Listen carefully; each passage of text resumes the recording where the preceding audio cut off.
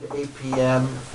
The best. Patrick Carlin, what were we learning in class today? Well, not much, man, because I was taking part, you know, and when you got your mouth open, your ears don't work as good. So I ain't got much happening here, except hearkening back to High Mass was nice when Joe and them were talking about Catholics and the different religions which crop up around this time of year.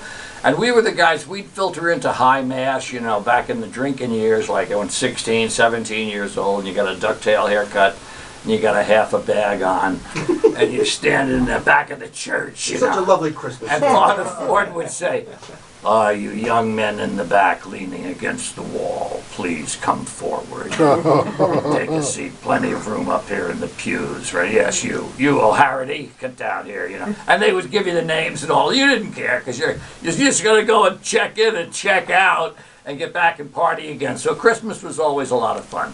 I didn't care about the gifts and stuff. I got off that when I was like 3. I was like 3, man. And my mother gave me this big list. They put down a toy train and put down, and it was a lot of crap I didn't even want. You know, I didn't want much. I was like when George talked about a kid with a stick looking in a hole.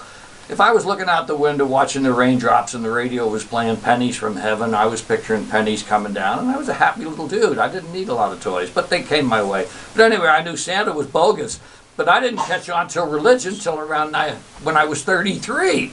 So Joe was way ahead of me there. I mean, I was still going down there, but I was smoking, and then I came home one day and I said, well, this is the end of the Catholic stuff, Mom. And she says, yeah, I think it's going away. It just faded out, man. And now I got this real great shirt that says, Kien blanking Sabe.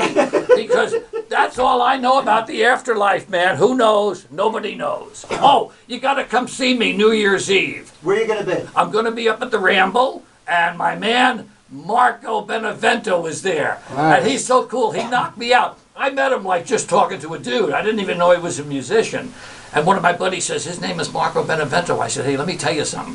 When I was in first year high, when I got kicked out of second grade, they put me in third grade because that's all they could take. So I was a year, you know, I was always the littlest, youngest guy in the class. That was your punishment? They raised you up a grade? Yeah, to get me into boarding school so they could knock you around better than the nuns, you know. Right. And anyway... What a charming Christmas story. Well, it is, Chris. It's all about love, man. And I get down there in first year high, and I meet this guy, Frank Benevento. And I'm like just waiting to be 13, and this guy's already got a hat like a bookie. And I said, wow. And he said, that's my Uncle Frank. Anyway, New Year's Eve at the Ramble. All right. If you keep the dial tune right where it is, which is 100.1 FM Radio Woodstock, Jimmy Buff will keep you company all morning with great music. We want to thank Professor Louie and Miss Marie. Check them out at the Bassville Theater next Saturday night, celebrating music of Rick Danko. Thank you, Owen Swenson, for pushing the right buttons. Bye, kids. Merry Christmas. Victoria Sullivan, our poet laureate. Thank you, Cindy. Bye. Happy holiday. Merry Christmas. Joan, thank you, Joan Apter. Yeah. Joan Apter, aromatherapy. Yeah, I'm healed.